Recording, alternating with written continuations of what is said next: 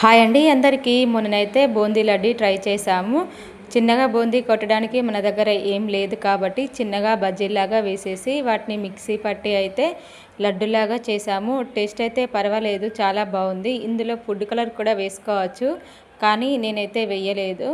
ఎలా ఉంటాయో తెలియదు కదా, ఫస్ట్ టైం చేశాను, అందుకోసమే వేయలేదు.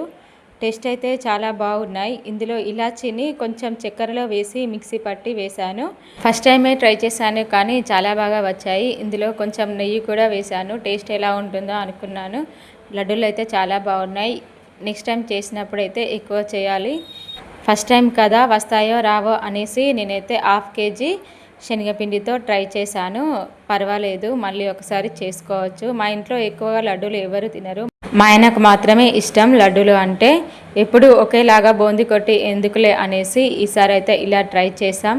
లడ్డూలు అయితే సూపర్ టేస్ట్. అంతేనండి.